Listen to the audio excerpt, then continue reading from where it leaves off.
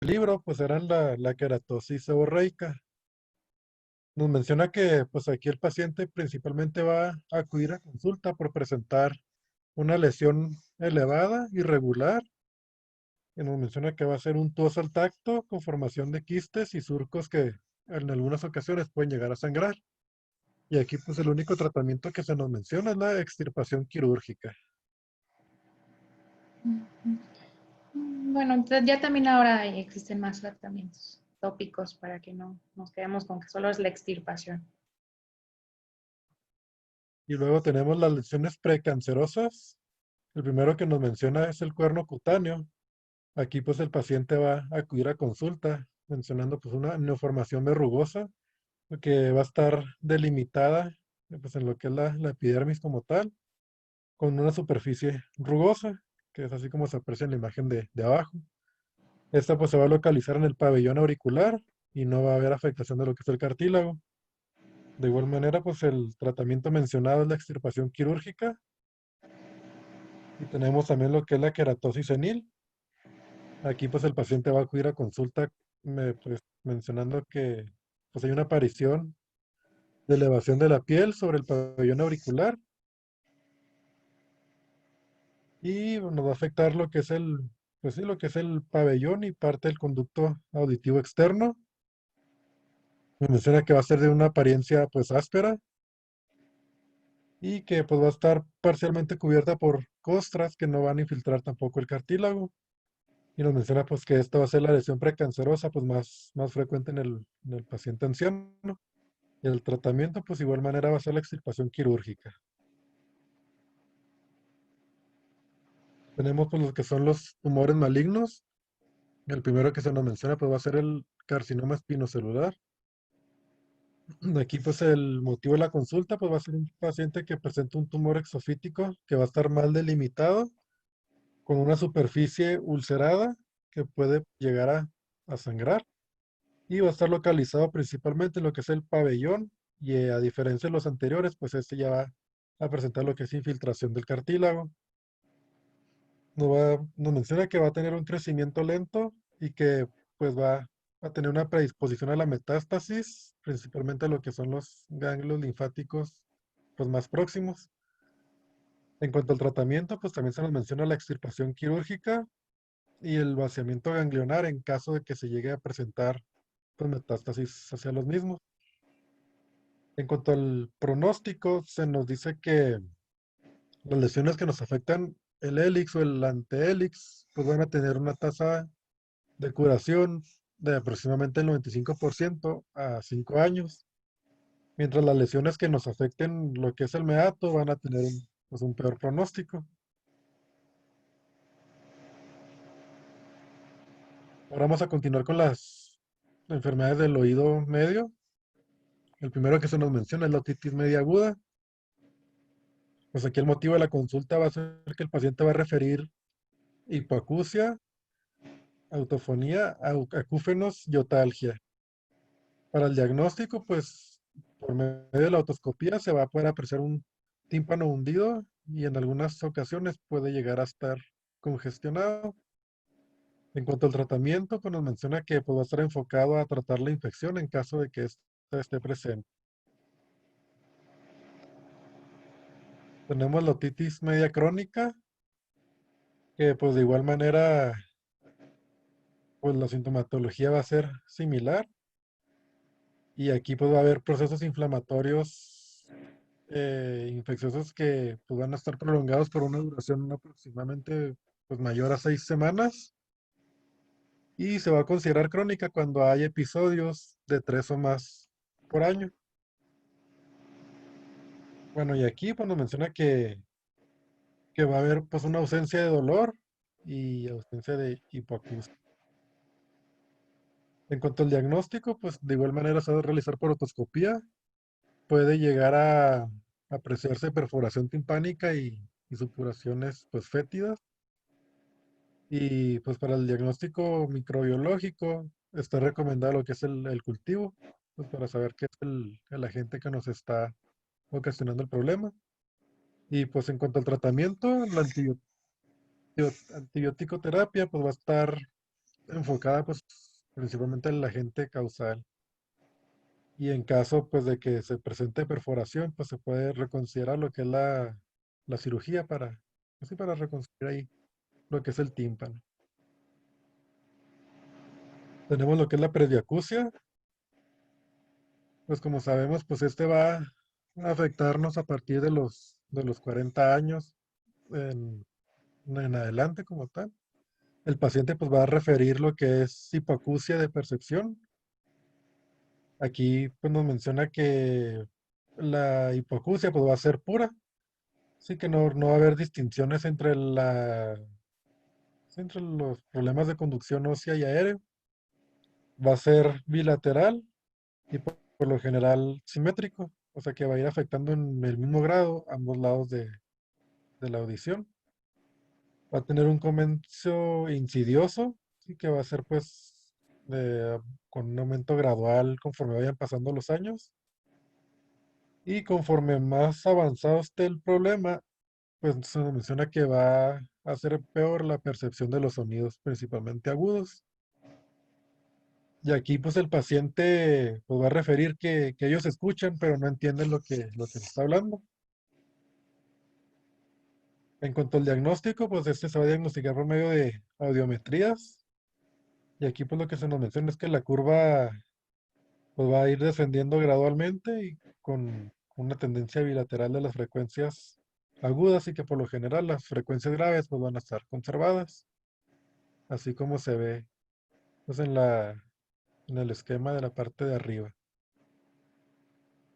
En cuanto al tratamiento, pues nos menciona que el tratamiento médico pues no va a ser efectivo, es algo que no se va a poder evitar en ciertos pacientes. Aquí una pauta que nos menciona pues es el refuerzo psicológico. Sí, nos menciona pues varios puntos que van a ser importantes que para el paciente pues van a ayudar a que comprenda un poco lo que queremos transmitirle. Entre ellos pues nos menciona que es importante que miremos de frente al paciente, ya que algunos pacientes pues pueden identificar los gestos o algunos pueden inclusive llegar a leer los labios. Entonces pues va a ser más fácil para ellos comprendernos. Hablar lentamente y pronunciado también pues, nos va a servir en este tipo de pacientes. Nos menciona que durante las conversaciones pues debemos de estar en un ambiente silencioso con la finalidad de que el paciente pues lo único que escuche sea pues nuestra voz. Hablar levemente pues más frecuente que lo normal, pero sin llegar a gritar. Y esto pues es importante para no hacer sentir mal al paciente. Aparte pues que nos menciona que el grito puede llegar a distorsionar un poco lo que el paciente va a percibir sobre nosotros. Y se vuelve más aguda también la voz. Sí. Y nos menciona que hay que pues, reformular las afirmaciones con oraciones pues más cortas y más sencillas. Sí, pues de modo que sea más fácil para el paciente entendernos. Y nos menciona que en cuanto al tratamiento rehabilitador, pues están indicados lo que son las prótesis, así para que el paciente pues pueda escucharnos un poco mejor. Sí, es lo que conocemos como auxiliar auditivo. Sí, así como ve en la Sin imagen. embargo, solamente sube el tono de, del volumen de lo que ellos están escuchando de manera general. Pero sí es bien importante saber que realmente no mejora la discriminación de los sonidos. De todas maneras, sigue siendo un gran problema y por eso es que muchos de ellos no se acostumbran. El uso de un auxiliar aditivo requiere tiempo, requiere enseñarle a la persona de todas maneras que las medidas de los refuerzos en las pautas de comunicación también deben de continuar, independientemente de que ellos usen el auxiliar auditivo, porque aún así el problema de discriminación, que es el principal, puede que sigan sin entender. Y lo que los afecta es estar escuchando todo a un volumen muy alto, incluidos los ruidos de fondo. Entonces, todas esas veces donde ustedes escuchan la televisión y está todo de fondo o el ruido de personas alrededor, eso también aumenta su volumen y los puede hacer sentir todavía, pues, no confundidos, sino realmente molestos de tener que escuchar demasiado ruido. Entonces, también hay que ayudarles a ir con un rehabilitador para que les enseñe a utilizar estos auxiliares auditivos, de manera que incluso ellos puedan estar haciendo modificaciones fáciles en el volumen cuando hay mucho ruido de fondo y que eso no los altere. Continúa. Tenemos lo que son los acúfenos. Pues nos menciona que el paciente aquí pues va a acudir a consulta principalmente por escuchar un pitido en los oídos, pues, como ya sabemos. Van a ser pues muy frecuentes en los pacientes adultos mayores y nos menciona que es uno de los problemas que van a ser más difíciles de tratar. Y aquí pues el tratamiento nos menciona que pueden llegar a mejorar con medicación vasoreguladora. Tenemos también lo que es la patología vestibular, que pues aquí en este caso nos menciona que pues cualquier patología que nos afecte lo que es el vestíbulo, pues nos va a estar generando este tipo de problemas, sí. En general engloba pues varias enfermedades. Nos menciona que aquí pues un motivo de consulta va a ser que el paciente pues va a describirnos pues crisis de vértigo frecuentes, va a tener problemas en el equilibrio y mareos. Entonces pues es básicamente la clínica y aquí pues se nos menciona que muchos eh, procesos nos pueden desencadenar ese tipo de problemas. Y ya por último tenemos lo que es la enfermedad de Meniere. De igual manera que el anterior, pues el motivo de la consulta, pues van a ser crisis vertiginosas, pero con mayor intensidad. El cortejo vegetativo, también se nos menciona, hipoacusia brusca y acúfenos. Aquí también, pues el paciente va a referir una sensación de plenitud auricular y pues va a haber periodos en los que el paciente se encuentre libre de síntomas, pero cuando los presentes van a ser pues muy intensos. El tratamiento, pues se nos menciona que va a estar enfocado a la restricción del consumo de sal y se va a tratar también con diuréticos. Y pues el uso constante de antivertiginosos pues, va a ser útil para el tratamiento pues, del vértigo como tal. Y ya, sería todo el tema por mi parte. Muy bien, Alan. Se da cuenta, nada más quiero como especificar un poco más respecto al enfoque del tema. Eso también yo creo que les va a ayudar mucho en el examen, porque yo sé que parece una lista muy grande de múltiples patologías y efectivamente muchas de ellas nos pueden aumentar el déficit visual y auditivo. Por ejemplo, en este caso, a lo mejor dicen, bueno, ¿qué tiene tanta importancia los tapones de cerumen? Pues realmente son muy prevalentes y finalmente afectan la audición de cualquier persona, incluidos los adultos mayores, solamente que su prevalencia mayor lo hace una causa común. Nos interesa más, sobre todo, que tengan el enfoque, porque sabemos que en oftalmología y en otorrino ven cada una de estas patologías todavía más a detalle. Pero la elección de estas, pues, tiene que ver con la prevalencia, como les decía, en adultos mayores. Y el enfoque principal va a ser presbiacusia y presbicia. Y dentro de las situaciones también en la cuestión de la visión, me interesa mucho que su enfoque vaya dirigido también a la causa reversible e irreversible más frecuente de pérdida de la visión, que sería cataratas y degeneración macular. Entonces, esos temas básicamente son los más importantes. Vean los otros como una mención y recordatorio de lo que existe también y nos puede afectar, pero esos cuatro serían los más importantes. Y no sé si tengan alguna duda sobre el tema de Alan. Nos faltaba tan poquito que creo que le pude haber dado tiempo, ¿verdad? De las diapositivas, pero el otro día. Eh, ¿Alguna pregunta que tengan? ¿O tú, Alan? No, yo estoy bien, doctora. No sé mis compañeros. ¿Nadie? No, doctora. No, doctora. ¿Qué les parece si voy poniendo entonces para compartir mi pantalla? Para que veamos lo que tengo.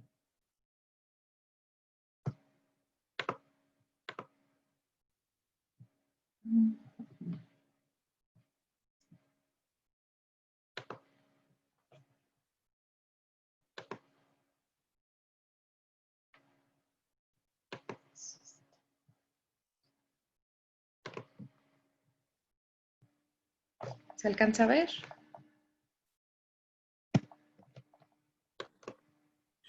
Aún no. ¿No? Hoy tengo demasiadas cosas abiertas.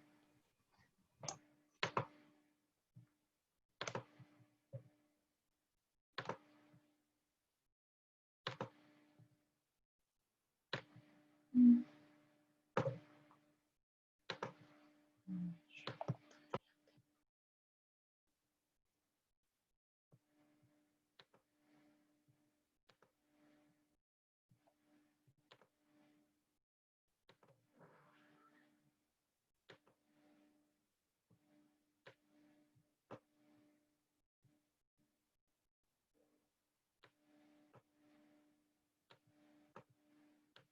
¿Ahí ya se ve? No. No, doctora.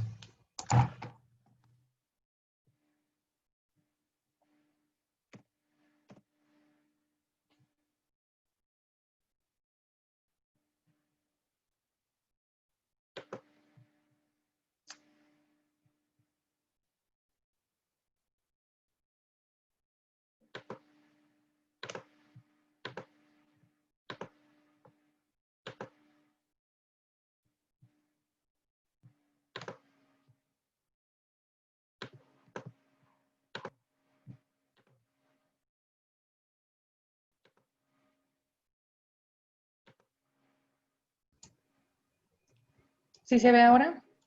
Sí, listo. Muy bien. Entonces vamos a empezar con el tema. Básicamente se va a dividir en dos. Vamos a tratar un poco sobre lo que es polifarmacia y vamos a dar algunas definiciones como recordatorio de farmacología, específicamente de los dos procesos de farmacocinética y farmacodinámica en los adultos mayores.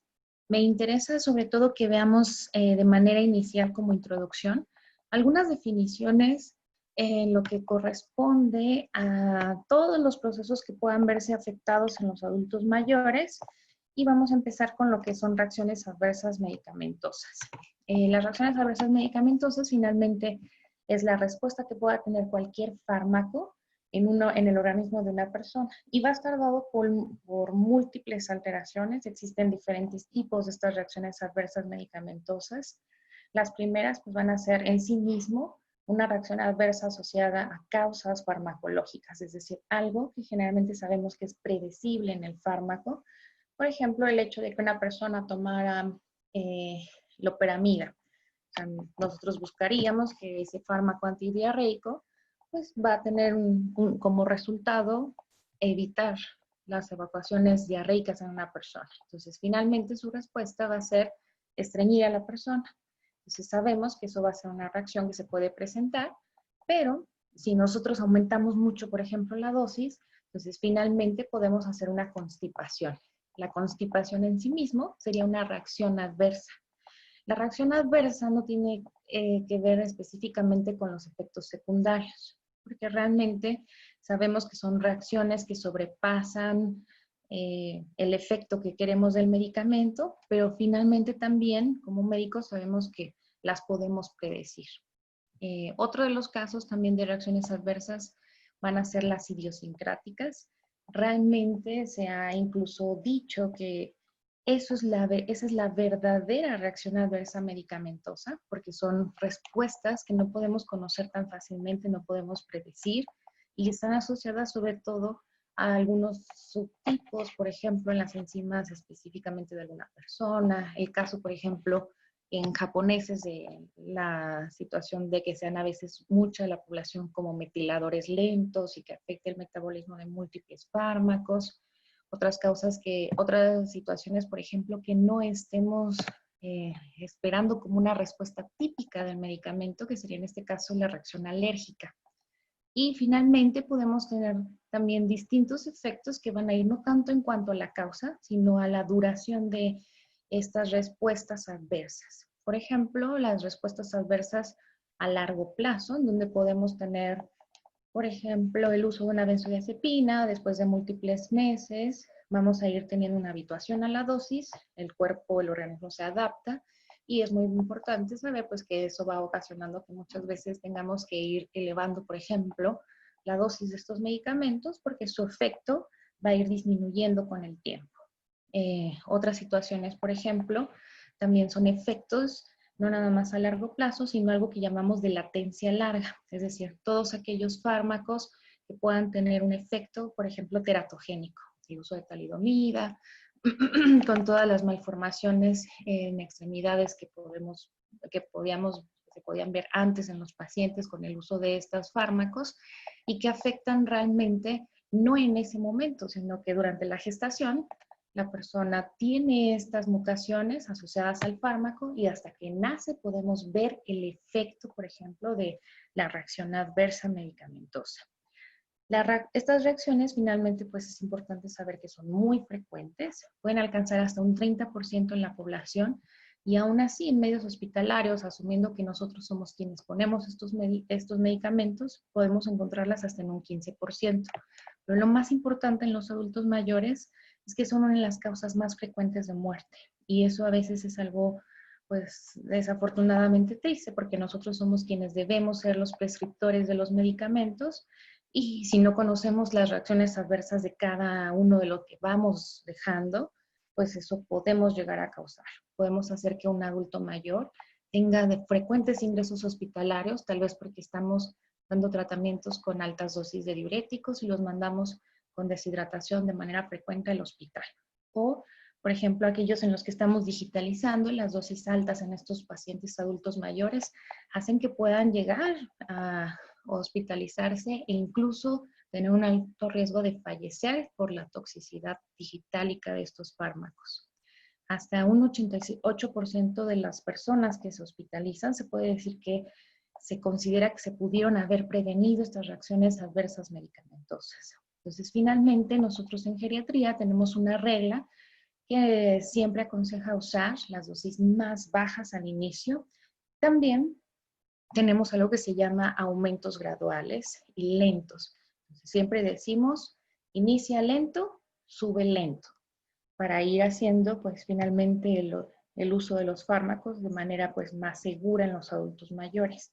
Podemos tener muchas causas que hace que todas las personas, como ya dijimos, puedan tener estas reacciones adversas. La edad en el caso de los adultos mayores, el sexo en situaciones muy específicas, sin embargo, no es lo más frecuente. La raza, como comentábamos en la cuestión de los metiladores lentos, en el caso de los japoneses, un bajo peso corporal y sobre todo en los adultos mayores también incluso los cambios de composición corporal con un aumento de lo que sería la masa grasa, una disminución de la masa muscular y un aumento en la proporción, una disminución en la proporción también del porcentaje de agua respecto a los otros volúmenes.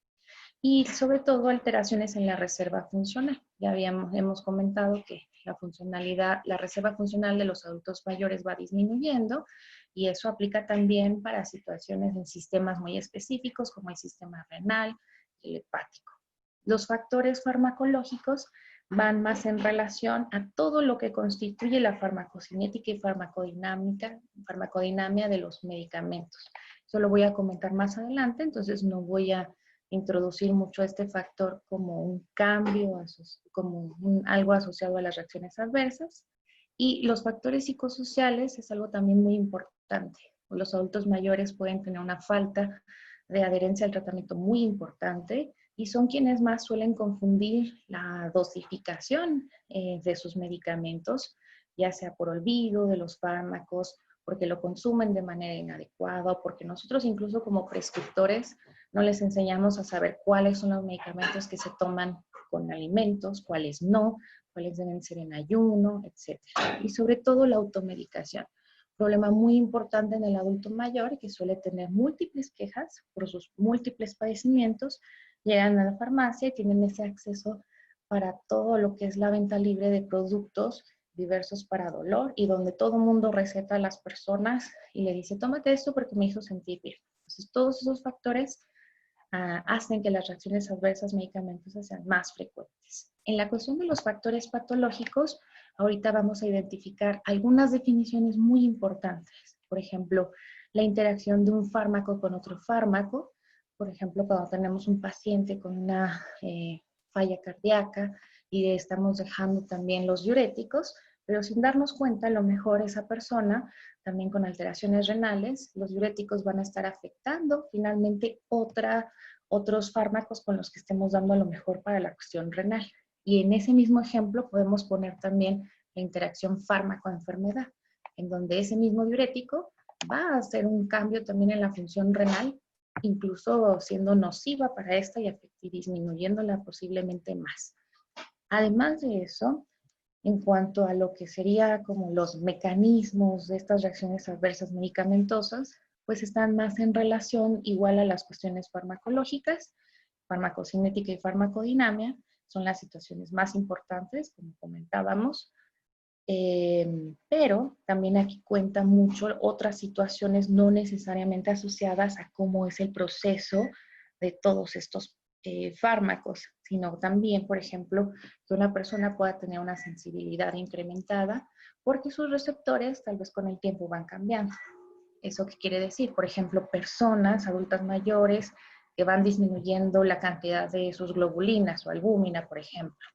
Entonces, ellos van a tener una saturación mucho mayor en cuanto a la unión con esas proteínas plasmáticas, haciendo que los efectos tóxicos de los fármacos en la fracción libre pues estén haciendo una distribución mayor en el resto de tejidos.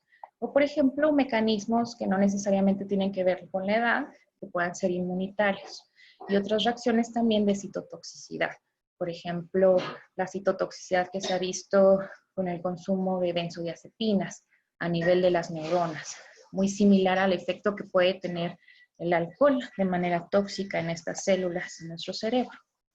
Y además de eso, es muy importante saber que esta situación de reacciones adversas medicamentosas puede ser incluso un síntoma o signo de enfermedad en los adultos mayores. Es decir, un adulto mayor que nos llega con caídas repetitivas o que puede presentar mareo o que incluso presenta datos de extrapiramidalismo. Se puede pensar inicialmente que es una enfermedad o patología cuando realmente pueden ser reacciones adversas medicamentosas. Entonces, dentro de lo que es la evaluación médico-biológica, ahí la importancia que tiene para nosotros en geriatría, hacer una evaluación muy exhaustiva de toda la lista de fármacos que tienen estos pacientes, pensando que incluso todo por lo que ellos lleguen, debemos tener también en consideración que no necesariamente tiene que ser una enfermedad. Tal vez es algo del tratamiento que se le está dando por quien sea de los médicos. Esta tablita es para comentarles, por ejemplo, el caso de los fármacos con los que más podemos llegar a tener reacciones adversas a medicamentos en adultos mayores, sobre todo, por ejemplo, hospitalarias, o que por las que suelen ser los motivos de ingreso al hospital. Vemos, por ejemplo, la digoxina, los aminoglucósidos, anticoagulantes, insulina, corticosteroides, AINES. Entonces, todas esas causas, todos esos medicamentos son por los que más tenemos ingresos hospitalarios. Ahí me hubiera gustado también incluir las benzodiazepinas, porque realmente vemos esa reacción adversa medicamentosa tanto de forma ambulatoria en la población, pero también incluso hospitalaria, porque suele darse mucho en pacientes que llegan con delirium y en vez de agregar un antipsicótico o neuroléptico, se les ponen benzodiazepinas para sedarlo. Eso también sucede. Y también a veces los efectos, por ejemplo, que tengan las benzodiazepinas son tan potentes que podemos poner a una persona en un estupor franco y eso hace que a veces el ingreso hospitalario sea necesario porque no se puede alimentar.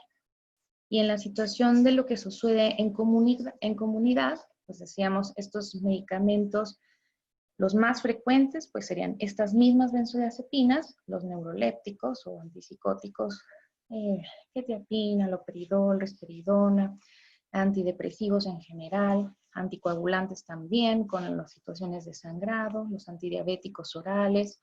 También tenemos ahí mismo el problema de la insulina en casa, pero generalmente sus complicaciones, pues, como suelen ser mayores, requieren la hospitalización. Podemos tener también efectos digitálicos que afortunadamente pudiéramos dejar rápidamente sin tener que llevarlos al hospital, y otros efectos como AINES y antiácidos, que a veces también podemos encontrar en casa, en el domicilio cuando evaluamos a los pacientes, como diarreas, etc.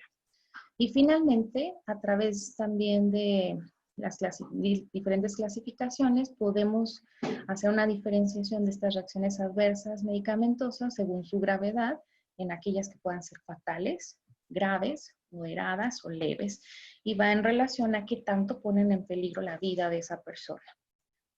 ¿Cuáles son las reacciones que más encontramos en geriatría y que cuando encuentren estos, incluso la gran mayoría, síndromes geriátricos y otros que son solamente signos o síntomas, debemos de considerar que la causa puede ser uno de los medicamentos? Entonces, de forma potencial, siempre, siempre en el adulto mayor, sospechen de todo lo que toma.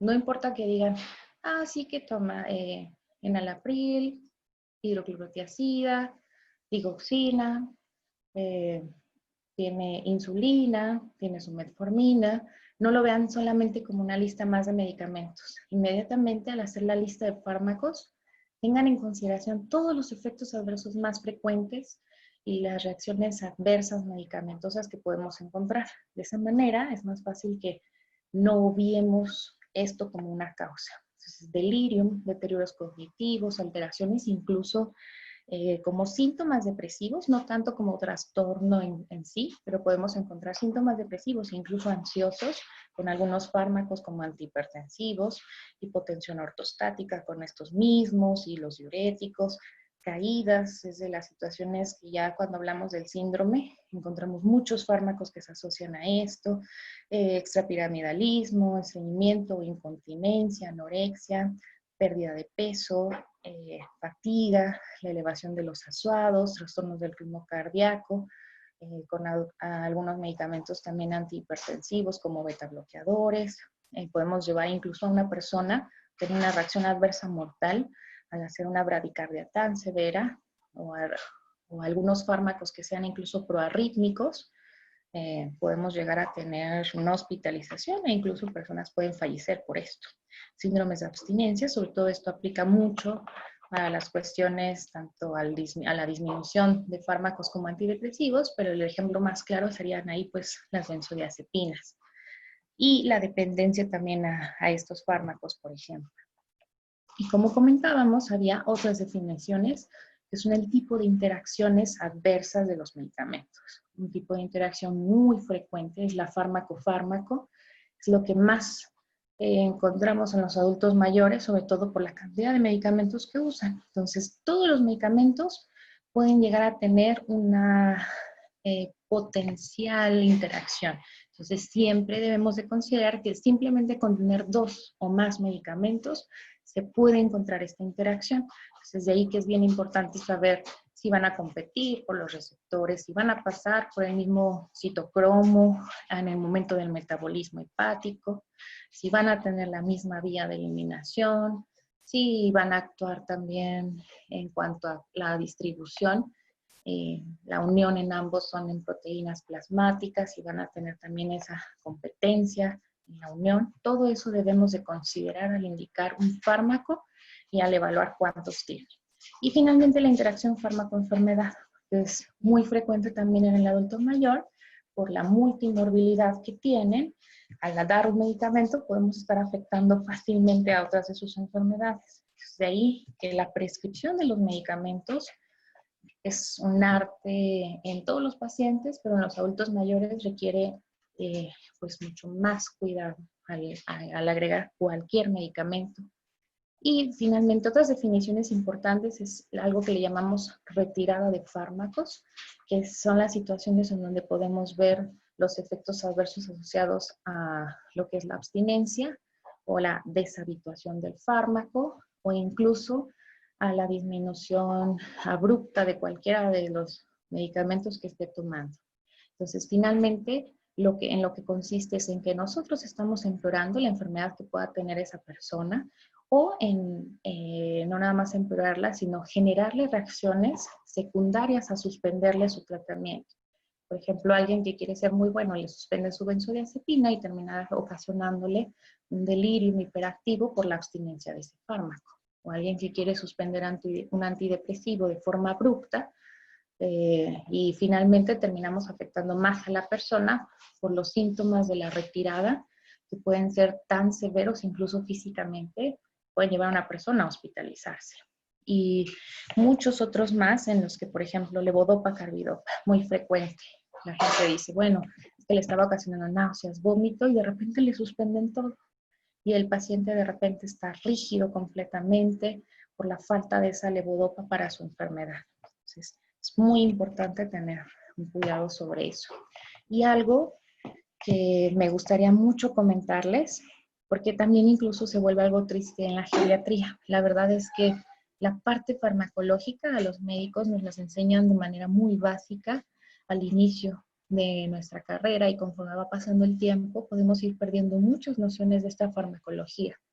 Y el problema entonces es que cuando se empiezan a dar estos términos en las definiciones, por ejemplo, a lo mejor ustedes el día de mañana dicen, no, es que la doctora, por ejemplo, nos dijo que los hipolipemiantes como la atorvastatina pueden generarle efectos adversos muy importantes en el adulto mayor, como fatiga, un porcentaje puede llegar a tener parestesias, hasta puede ocasionarles caídas, síntomas ansiosos y somnolencia, todo por una atorvastatina. Y de repente alguien dice, mejor hay que quitarlo. Y entonces no nos damos cuenta que si no tomamos en consideración todos los demás factores, y teníamos una razón tan importante porque la persona tiene una cardiopatía isquémica, y ocasionamos que esa persona pueda tener un riesgo, tal vez no en ese instante, pero sí a 5 años de que vuelva a tener otro infarto, solo porque nosotros decidimos no utilizar ese medicamento o a veces usarlo en dosis tan bajas que no van a ser protectoras. Entonces, de ahí la importante razón por la que conocer sobre todo lo que implica la polifarmacia en el adulto mayor, no nada más se trata de quitar. También la infrautilización es una de las situaciones más importantes en la geriatría. E incluso es algo que también tiene que ver mucho con prejuicios en el adulto mayor, en donde alguien dice, es que ya está muy viejito, ¿ya para qué le ponen un antidepresivo? Y de repente no saben la prevalencia tan alta de suicidios en adultos mayores que existe. Entonces, de ahí la importancia de también considerar que esto son problemas de la prescripción que nosotros tenemos como médicos. Y la otra es la sobreutilización.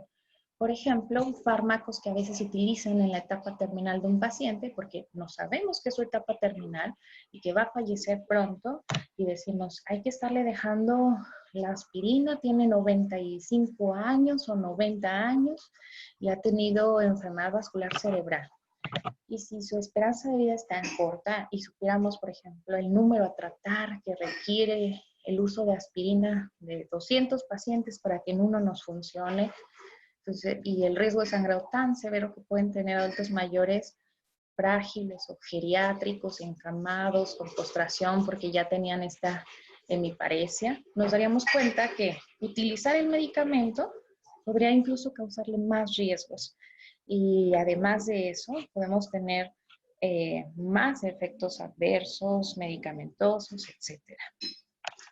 Entonces, para eso vamos llegando a lo que tenemos que saber de manera más concreta en la farmacocinética y farmacodinámica en la vejez. En la farmacocinética, quiero recordarles nada más algún acrónimo que tal vez pudieron haber visto muy al inicio respecto a lo que es la farmacología. Son algunos acrónimos que se conocen como LADME o ADME y ahora un nuevo ADMET, L de la liberación del fármaco, o ahora que ya no se considera tanto la liberación, y se empieza con la absorción, la D de distribución, la M de metabolismo y la E de excreción del medicamento, y hay quien agrega una T al final para considerar todo lo que se trata de la toxicidad de los fármacos. La farmacocinética finalmente es una rama de la farmacología que estudia la transformación que tiene un fármaco desde su absorción hasta su eliminación o excreción. Es decir, todos los pasos por los que este fármaco se transforma en nuestro organismo. Y empezamos, por ejemplo, con cambios en la absorción en los adultos mayores. La absorción está mucho más disminuida en el adulto mayor porque hay que recordar que la gran mayoría de los fármacos tienen una absorción gastrointestinal. Y de hecho me gustaría más especificar que gástrica en general, porque no son muchos los fármacos que se absorban en el intestino. Entonces, esa absorción gástrica se ve disminuida desde el momento en que nosotros vemos en el adulto mayor que hay una disminución de su salivación. Que además de eso, el pH de su estómago ya no es tan ácido. Que muchos adultos mayores, de hecho, tienen más bien gastritis aclorhídricas que a veces no consideramos. Y sobre todo las cuestiones de motilidad. Disminuye la motilidad esofágica, disminuye la motilidad en estómago y también disminuye lo que sería el vaciamiento gástrico, que también pueda disminuir ese paso al intestino.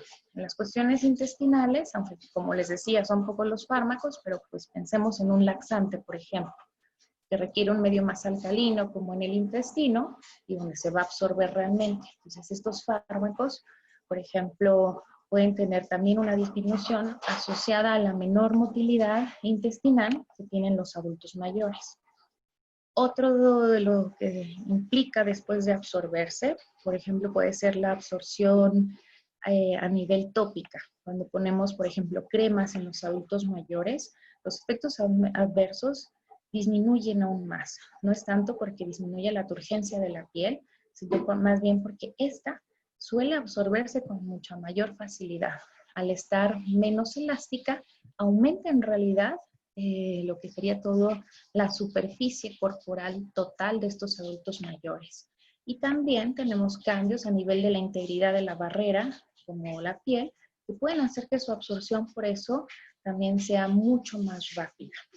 Y otros cambios, por ejemplo, en absorción intravenosa, que podemos hacer también algunas situaciones al respecto en que ya muchos de los fármacos, por eso es que se ha ido eliminando la L de este acrónico del ADME, porque muchos de los fármacos ya no utilizan a veces un excipiente, es decir, algo con lo que está unido el fármaco, sino como en muchos intravenosos podemos tener casi toda la absorción al 100% y contar con ese medicamento porque ya va directamente el principio activo dirigido. No todos son profármacos, no todos son medicamentos que tengan algo unido en la intravenosa, de ahí que podamos esperar que todos los adultos mayores tengan ese principio activo pasando a su cuerpo de manera mucho más veloz. Y además de eso, en cuanto a la distribución, vamos a tener también una alteración en la distribución, porque como comentábamos, cambia la composición corporal, hay más grasa que agua, y también hay más grasa que músculo, más agua que músculo, y sobre todo una menor concentración de albúmina, globulinas también, como una de las proteínas más importantes para la unión de estos fármacos. Entonces, por ejemplo, si yo tengo menos albúmina, voy a tener una distribución corporal mayor. ¿Por qué? Porque ese fármaco que tiene a lo mejor una unión a proteínas mayor a 90%, va a estar casi todo de manera más saturada en todo el cuerpo de la persona, porque va a tener menos albúmina. Lo que indica que al tener menos albúmina vamos a tener más porción libre de ese medicamento, haciendo entonces que sus efectos tóxicos y su distribución a los tejidos donde va a actuar el medicamento, pues va a ser mucho mayor. Es algo siempre bien importante a considerar. Y en las cuestiones también eso aplica a lo mejor a fármacos, por ejemplo, liposolubles, en donde vamos a tener una distribución mayor, en el caso, por ejemplo, de las benzodiazepinas.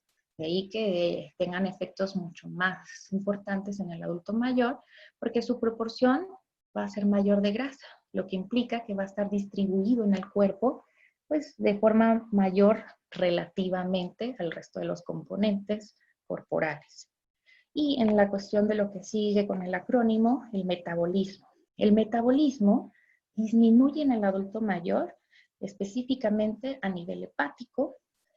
Vamos a encontrar que existen algunos cambios en la modificación de ese fármaco. Acuérdense que el metabolismo implica que va a haber una reacción, ya sea de oxidación o de reducción o de hidrólisis de un medicamento, por ejemplo, en el hígado, y finalmente va a pasar también después por una conjugación del fármaco a otro metabolito para que después venga la eliminación. Pero esos dos pasos tan importantes del metabolismo hepático tienen cambios en el adulto mayor. La fase que disminuye es la fase 1 del metabolismo hepático. Entonces, nosotros vamos a tener que hay una disminución de esa oxidación de los medicamentos y de la reducción o hidrólisis de estos fármacos, principalmente, por ejemplo, hablando de una menor oxidación por situaciones en el citocromo P450, etcétera. Pero realmente podemos hablar en general que la fase 1 se ve disminuida. Eso, alguien diría, bueno, pero eso tal vez no tiene nada de malo porque ese fármaco pues le va a durar más tiempo al paciente al no estarse uniendo a su metabolito. Y otros podrían decir, bueno, pero a veces los medicamentos necesitan unirse a un metabolito para terminar de actuar, ¿sí? Entonces podemos tener, de hecho, por eso las dos situaciones. Uno, que ese metabolismo disminuya en un paciente y que eso sea algo malo, pero también puede ser algo bueno. Pues realmente aquí tiene mucho que ver de qué fármaco estamos hablando. Eso es lo más importante. Entonces, ahí el caso, por ejemplo, de algunos antidepresivos o fármacos anticonvulsivantes como la fenitoína. Es decir, el metabolismo va a estar más disminuido en ese adulto mayor, lo que significa que entonces el fármaco se va a seguir distribuyendo en el organismo. Y, tengo una preguntita por aquí. Ay, ya va a ser la hora. De hecho, ya me sonó también mi alarma a mí. Entonces, bueno, voy a terminar nada más con esta parte. Corresponde después, pregunta de examen, lo de la fase 1 que les comenté, disminuida. Y terminamos entonces con la excreción, en donde vamos a ver que hay una disminución de filtrado glomerular, disminución también de la eliminación hepática por la conjugación. Entonces, finalmente, estos fármacos se van a terminar de excretar o eliminar por el cuerpo, pues de una manera mucho más lenta. Con esto terminaríamos en lo que corresponde a la farmacocinética. Seguiríamos el resto de las respuestas en otro momento. ¿En qué día pueden, chicos? ¿Sí? ¿Hoy o mañana?